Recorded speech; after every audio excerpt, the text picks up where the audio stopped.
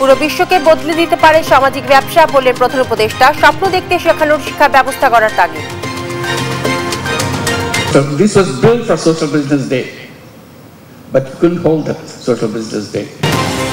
প্রধান উপদেষ্টা সিইসির বৈঠকের বিষয়গুলো জনগণকে স্পষ্ট করার দাবি বিএনপির। জনপ্রত্যাশা পূরণে রাজনীতি চায় জামায়াত। রাতের ভোটের কারিগর সাবেক সিইসি নুরুল হুদা ফের 4 দিনের রিমান্ডে। সংবিধান লঙ্ঘন করে হাসিনার হুকুম কায়েমের অভিযোগ।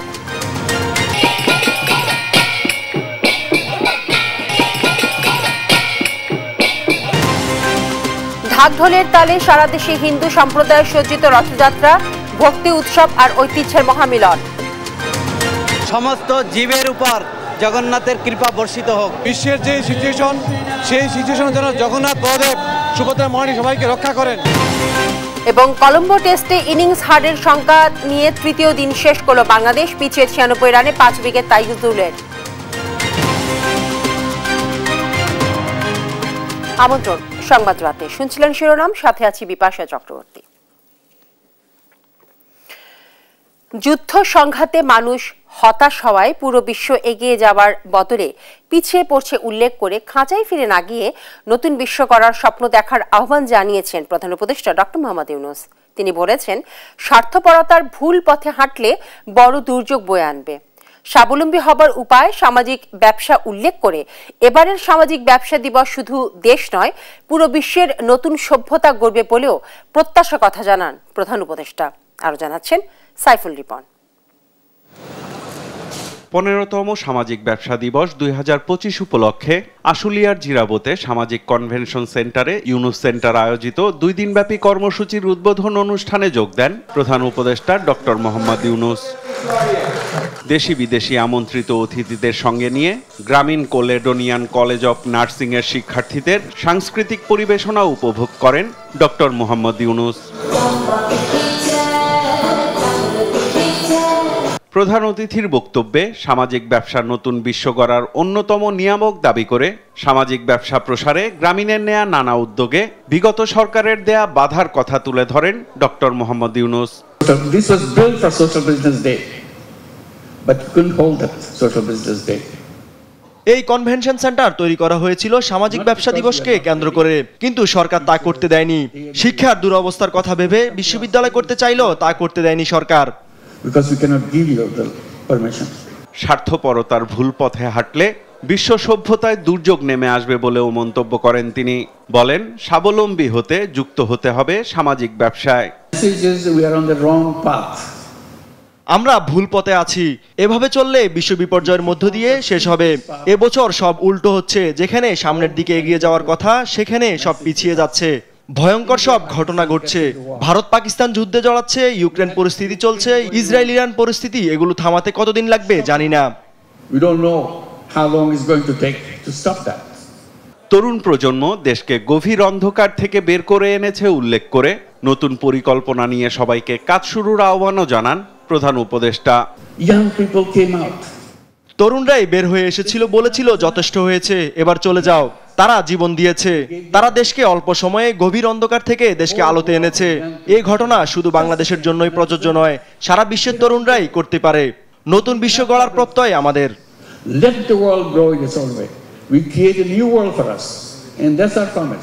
পরে সামাজিক ব্যবসা দিবস উপলক্ষে আয়োজিত মেলার বিভিন্ন স্টল পরিদর্শন করেন প্রধান উপদেষ্টা ডক্টর মোহাম্মদ ইউনূস। সাইফুল রিপন, দেশ টিভি, ঢাকা। প্রধান উপদেষ্টা এবং প্রধান নির্বাচন কমিশনারের বৈঠকের বিষয়গুলো জনগণের সামনে স্পষ্ট করার দাবি জানিয়েছেন বিএনপি স্থায়ী কমিটির সদস্য সালাউদ্দিন আহমেদ। এ সময় দেশের বর্তমান প্রেক্ষাপটে স্থানীয় সরকার নির্বাচন আয়োজনের কোনো সুযোগ নেই বলেও মন্তব্য করেন তিনি। আরো জানাচ্ছেন নিয়াজ মোর্শেদ। শুক্রবার বিকেলে গুলশানে নিজ বাসায় সমসাময়িক বিষয় নিয়ে সাংবাদিকদের সঙ্গে মতবিনিময় করেন বিএনপির স্থায়ী কমিটির সদস্য সালাউদ্দিন আহমেদ। এ সময় তিনি প্রধান উপদেষ্টার সঙ্গে নির্বাচন কমিশনারের বৈঠকের বিষয়বস্তু জাতির সামনে তুলে ধরার দাবি জানান। সবাই এখন আমরা ধারণা করে নিচ্ছি মাননীয় প্রধান উপদেষ্টা হয়তো তার মেসেজটি প্রধান নির্বাচন কমিশনারকে জানিয়েছেন ফেব্রুয়ারি 2026-এর প্রথমার্ধে রমজান শুরু হওয়ার আগের সপ্তাহে নির্বাচন অনুষ্ঠানের জন্য প্রস্তুতি গ্রহণের বিষয়ে। এটা আমাদের ধারণা, আমরা জানি না সত্যি সত্যি এটা উনি কমিউনিকেট করেছেন কিনা, এই পরামর্শ দিয়েছেন কিনা বা ইনস্ট্রাকশন দিয়েছেন কিনা। যদিও উভয় পক্ষ থেকে বিষয়টি পরিষ্কার করা হয় জাতির সামনে, তাহলে আমরা আশ্বস্ত হব। আর নির্বাচন সংক্রান্ত সমস্ত প্রস্তুতি সেপ্টেম্বরের মধ্যে শেষ করা সম্ভব বলেও মন্তব্য করেন তিনি। বলেন, জামাত স্থানীয় নির্বাচন আগে চাইলেও বেশিরভাগ দলই জাতীয় নির্বাচন আগে চায়। জাতীয় সংসদ নির্বাচন অনুষ্ঠানের জন্য মোটামুটি সব দলই একমত। মাননীয় প্রধান উপদেষ্টার ঘোষিত অথবা ঘোষিত না বললেও সম্মত বলা যায় যে সময়, সেই সময়ের মধ্যে জাতীয় সংসদ নির্বাচনের জন্য সব পক্ষই, সব রাজনৈতিক দলই একমত। দ্বিমত হতে দেখিনি কাউকে। আর অন্তর্বর্তী সরকার নির্বাচনে নিরপেক্ষ ভূমিকা পালন করবে বলে আশা প্রকাশ করেন তিনি। তত্ত্বাবধায়ক সরকারের অধীনে স্বাধীন নির্বাচন কমিশনের অধীনে একটি স্বাধীনভাবে সুষ্ঠু, সুন্দর, নিরপেক্ষ নির্বাচন যদি অনুষ্ঠান হয়, নিয়াজ মোরশেদ, দেশ টিভি, ঢাকা। বন্ধ হয়ে যাবে। আগামী রাজনীতি যেন ফ্যাসিবাদের জন্ম না দেয়, বরং জনপ্রত্যাশা পূরণ করে বলে মন্তব্য করেছেন জামায়াতে ইসলামের আমির ডক্টর শফিকুর রহমান। শুক্রবার সকালে মৌলভীবাজার জেলা জামায়াতের সাবেক আমির দেওয়ান সিরাজুল ইসলাম মতলবের পরিবারের সাথে সৌজন্য সাক্ষাৎ এবং কবর জিয়ারত শেষে সাংবাদিকদের তিনি এই কথা বলেন। রাজনীতি বাংলাদেশের যেন স্বচ্ছ হয়, সুন্দর হয়। আগামীর রাজনীতিটা যেন আবার ফ্যাসিবাদের কোনো জন্ম না দেয়, বরঞ্চ জনপ্রত্যাশা যেন পূরণ হয়। এই ব্যাপারে রাজনৈতিক দল যারা আছেন তারা যেন সত্যিকার অর্থে মুখে যেভাবে বলেন সেইভাবে দলের স্বার্থের ঊর্ধ্বে উঠে দেশ এবং জাতির স্বার্থকে আমরা সবাই দেখতে পারি। প্রশাসনের নিরপেক্ষতা প্রমাণে সব না হোক, স্থানীয় সরকারের অন্তত সিটি কর্পোরেশন, উপজেলা এবং পৌরসভা নির্বাচন জাতীয় নির্বাচনের আগে হওয়া উচিত বলে মনে করেন গণ অধিকার পরিষদের সভাপতি নুরুল হক নূর। শুক্রবার দুপুরে রাজধানীর ডিপ্লোমা ইঞ্জিনিয়ার্স ইনস্টিটিউটে দলের বিশেষ বর্ধিত সভায় তিনি এই কথা বলেন। নূর আরও বলেন, এই সরকার আগের মতো দিনের ভোট রাতে করে কিনা স্থানীয় সরকার নির্বাচন হলে তারও প্রমাণ পাওয়া যাবে। অন্তর্বর্তী সরকার এবং বর্তমান প্রশাসন একটি বিশেষ দলের দিকে ঝুঁকেছে। তারা ভাবছে ওই দলই আগামীতে ক্ষমতায় আসছে।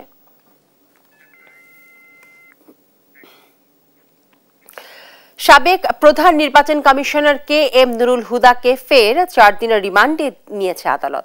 শুক্রবার বিকেলে নুরুল হুদাকে CMM আদালতে তুলে 10 দিনের রিমান্ড আবেদন করেন মামলার তদন্তকারী কর্মকর্তা। পরে শুনানি শেষে 4 দিনের রিমান্ড মঞ্জুর করেন আদালত। আরো জানাচ্ছেন তারেক মাহমুদ সুজন। 4 দিনের রিমান্ড শেষে রাষ্ট্রদ্রোহ ও প্রহসনের নির্বাচনের আয়োজনের অভিযোগে বিএনপির করা মামলায় শুক্রবার বিকেলে CMM আদালতে তোলা হয় সাবেক প্রধান নির্বাচন কমিশনার KM নুরুল হুদাকে। আদালতে আরও জিজ্ঞাসাবাদের জন্য নতুন করে 10 দিনের রিমান্ড আবেদন করেন মামলার তদন্তকারী কর্মকর্তা। পরে শুনানি শেষে 4 দিনের রিমান্ড মঞ্জুর করেন আদালত। রাষ্ট্রপক্ষের আইনজীবীরা জানান, সাংবিধানিক প্রতিষ্ঠানে থাকা সত্ত্বেও সাবেক এই প্রধান নির্বাচন কমিশনার দায়িত্ব পালন না করে সংবিধান ও নির্বাচনী আচরণবিধি লঙ্ঘন করে সরকারের হুকুম পালন করেছেন। বিভিন্ন যে ল এনফোর্স এজেন্সিকে ব্যবহার করেছেন, সেখানে স্বরাষ্ট্রমন্ত্রী সহ ফ্যাসিস্ট হাসিনা এবং মন্ত্রিসভা এবং কারা কিভাবে জড়িত সেই বিষয়গুলি কি আরও জিজ্ঞাসাবাদ করার জন্য ওনাকে আরও সময়ের প্রয়োজন, সেই জন্য 10 দিনের রিমান্ড প্রার্থনা করেন। বিজ্ঞ আদালত 4 দিনের রিমান্ড মঞ্জুর করে। এ সময় রিমান্ড না মঞ্জুর করে জামিনের আবেদন করেন আসামি পক্ষের আইনজীবী। অভিযোগ করেন, মৌলিক কোনো পরিবর্তন ছাড়াই একইভাবে পুনরায় রিমান্ড আবেদন করেছে পুলিশ। এই জায়গায় 2টা ধারা আছে, একটা রাষ্ট্রদ্রোহ আর একটা হচ্ছে 120B, যেটা ক্রিমিনাল কনস্পাইরেসি যেটা বলা আছে। এই 2টা ধারার জন্য একেবারে আইনের স্পষ্ট বিধান হচ্ছে গভর্নমেন্টের স্যাংশন লাগবে এবং ডিসি সাহেবের কাছ থেকে অনুমতি নিয়ে এই মামলা দায়ের করতে হবে। সরকারের পক্ষে একজন ব্যক্তি বা ব্যক্তির পক্ষে এই মামলা দায়ের করার আইনগত সুযোগ নাই। সাবেক প্রধান এই নির্বাচন কমিশনারের বিরুদ্ধে মামলায় নতুন করে রাষ্ট্রদ্রোহ, প্রতারণা ও অর্থ আত্মসাতের ধারা যুক্ত করা হয়।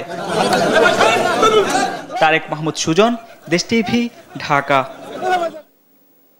উড্ডয়নের কিছু সময়ের মধ্যেই বিমানের পাখায় পাখির আঘাত লাগায় বিমান বাংলাদেশ এয়ারলাইন্সের সিঙ্গাপুরগামী একটি ফ্লাইট হজরত শাহজালাল আন্তর্জাতিক বিমানবন্দরে ফিরে আসতে বাধ্য হয়। শুক্রবার সকালে বিমান বাংলাদেশ এয়ারলাইন্সের আন্তর্জাতিক ফ্লাইট BG584 ঢাকা থেকে সিঙ্গাপুরগামী যাত্রা শুরু করার কিছুক্ষণ পরই এই ঘটনা ঘটে। আরো জানাচ্ছেন মাকদুর আমিতি। শুক্রবার সকাল 8:38 154 জন যাত্রী ও 10 জন ক্রু নিয়ে হযরত শাহজালাল আন্তর্জাতিক বিমানবন্দর থেকে সিঙ্গাপুরের উদ্দেশ্যে যাত্রা শুরু করে বিমান বাংলাদেশ এয়ারলাইন্সের একটি ফ্লাইট। উড্ডয়নের পরপরই প্রায় 2500 ফুট উচ্চতায় থাকাকালে ফ্লাইটটির পাখায় পাখির আঘাত লাগে। এ ঘটনার পর ফ্লাইটটি গন্তব্যে না গিয়ে শাহজালাল আন্তর্জাতিক বিমানবন্দরে ফিরে আসে এবং নিরাপদে অবতরণ করে।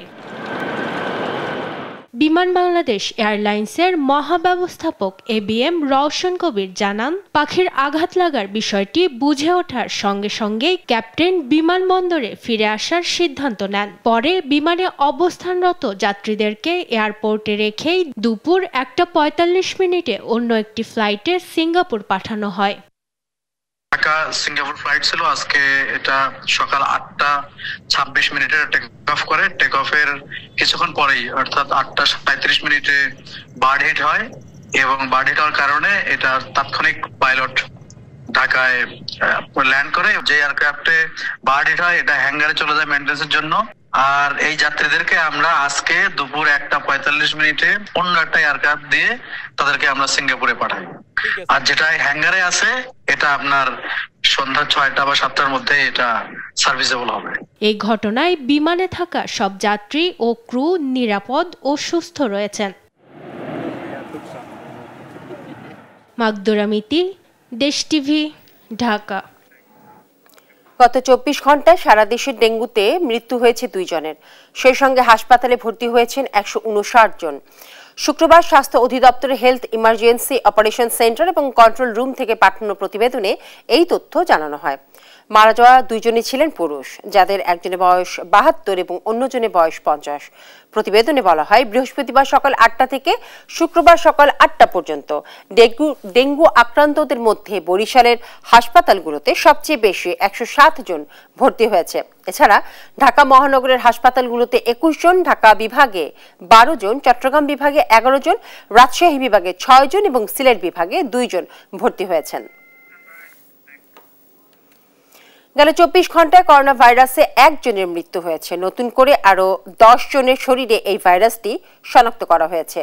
শুক্রবার স্বাস্থ্য অধিদপ্তর থেকে পাঠানো করোনা বিষয়ক নিয়মিত সংবাদ বিজ্ঞপ্তিতে এইসব তথ্য জানানো হয়। এতে বলা হয়, বৃহস্পতিবার সকাল 8টা থেকে আজ শুক্রবার সকাল 8টা পর্যন্ত 199টি নমুনা পরীক্ষা করা হয়েছে। পরীক্ষার অনুপাতে শনাক্তের হার 4.02%। চলতি বছরে এখন পর্যন্ত ভাইরাসটিতে আক্রান্ত হয়ে 20 জনের মৃত্যু হয়েছে, আর করোনা শনাক্ত হয়েছে 528 জনের। আপনারা দেখছেন সংবাদ রাত। মুসলিম ভূখণ্ডে ইসরায়েলি আগ্রাসনের প্রতিবাদে বাইতুল মোকাররমের সামনে বিক্ষোভ সমাবেশ এবং মিছিল করছে বাংলাদেশ খেলাফত মজলিস। এ সময় বক্তারা অভিযোগ করেন বিশ্বের মুসলমানদের নিধনে নেমেছে আমেরিকা এবং ইসরায়েল। এদের বিরুদ্ধে বিশ্বের মুসলিম দেশগুলোকে ঐক্যবদ্ধ হবার আহ্বান জানান বক্তারা। আরো জানাচ্ছেন তাইফুর রহমান তুহিন।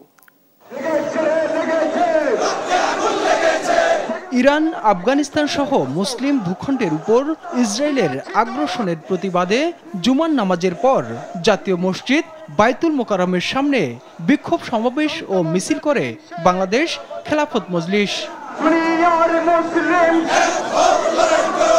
এ সময় বক্তারা বলেন, গাজায় বছরের পর বছর হামলা করে নারী ও শিশুকে হত্যা করছে ইসরায়েল। এসব নৃশংস হত্যাকাণ্ডের তীব্র নিন্দা ও প্রতিবাদ জানান তারা।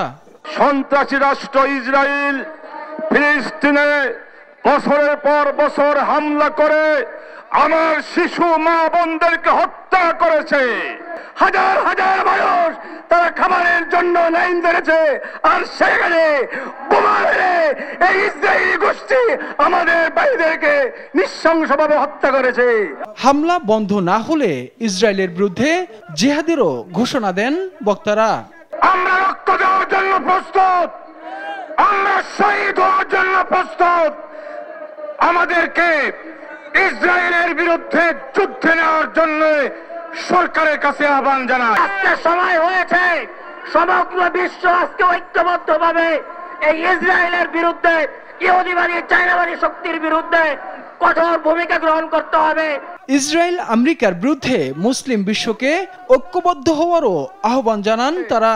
যখনই নির্যাতন হয়েছে মুসলমান ঘুরে দাঁড়িয়েছে। তাইফুর রহমান তুহিন, দেশ টিভি, ঢাকা। উৎসাহ উদ্দীপনায় উদযাপন করা হয়েছে সনাতন ধর্মাবলম্বীদের অন্যতম ধর্মীয় অনুষ্ঠান শ্রী শ্রী জগন্নাথ দেবের রথযাত্রা। শুক্রবার সকালে রাজধানীর স্বামীবাগ আশ্রমে বিশ্ব শান্তি এবং মঙ্গল কামনায় অগ্নিহোত্র যজ্ঞের মধ্য দিয়ে শুরু হয় আনুষ্ঠানিকতা। বিকেল ৩টায় স্বামীবাগ থেকে বের হয় রথ। ঢাকায় বিভিন্ন সড়ক ঘুরে ঢাকেশ্বরী মন্দিরে গিয়ে শেষ হয়। এসবাই নেচে গেয়ে আনন্দে মাতেন ভক্ত অনুরাগীরা।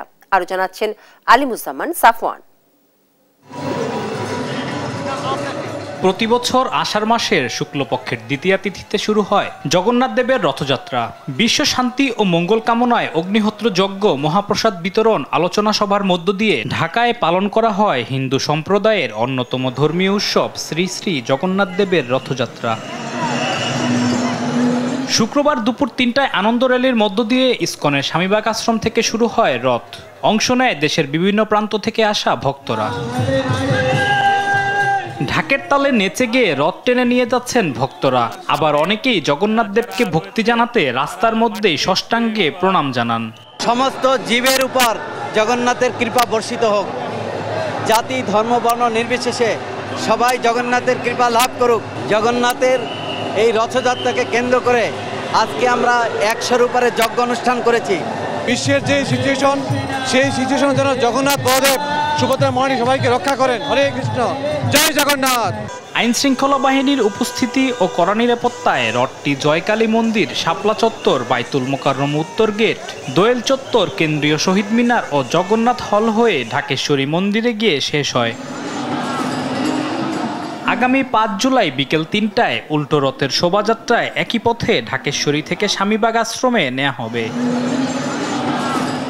আলিমুজ্জামান সাফওয়ান, দেশ টিভি, ঢাকা। ৩.৫ কোটি নবীন ভোটার ভোট দিতে পারেনি। তারা ভোট দেওয়ার জন্য মুখিয়ে আছে বলে মন্তব্য করেছেন বিএনপির কেন্দ্রীয় স্বেচ্ছাসেবক বিষয়ক সম্পাদক মীর শরাফত আলী সপু। শুক্রবার সকালে মুন্সিগঞ্জের শ্রীনগর উপজেলার শমসপুর সরকারি প্রাথমিক বিদ্যালয়ে বিএনপির ভারপ্রাপ্ত চেয়ারম্যান তারেক রহমানের সহধর্মিণী ডাক্তার জুবাইদা রহমানের জন্মদিন উপলক্ষে বৃক্ষরোপণ কর্মসূচি শেষে সাংবাদিকদের তিনি একথা বলেন। এ সময় জেলা বিএনপির আহ্বায়ক সদস্য আওলাদ হোসেন উজ্জ্বল এবং জসিম মোল্লা সহ বিএনপি নেতারা সেখানে উপস্থিত ছিলেন। পরে তিনি বিকেলে শ্রীনগর উপজেলা শ্মশানঘাটা মন্দিরে জগন্নাথ দেবের রথযাত্রা উদ্বোধন করেন। ৩.৫ কোটি যুবকরা এখনো ভোট দিতে পারেনি। আমি গত পরশুদিন আমরা গিয়েছিলাম চিফ ইলেকশন কমিশনের সাথে আমাদের এই এলাকার সীমানা নির্ধারণের জন্য। সেই সীমানা নির্ধারণে সেখানে তাদের সাথে কথা হয়েছে। একজন কমিশনার বলল, আপনারা যেটা বলেছেন ৩.৫ কোটি সঠিক, ৩.৫ কোটি ভোটাররা ভোট দিতে পারেনি, আমরা সেটা পেয়েছি। রাজধানী ঢাকার বনশ্রীতে চালু হলো সনি স্মার্টের শোরুম। আফতাবনগর, রামপুরা, বনশ্রী এবং সংলগ্ন এলাকার বাসিন্দাদের হাতের নাগালে এখন সনির জেনুইন ইলেকট্রনিক্স পণ্য এবং সংশ্লিষ্ট পরিষেবা।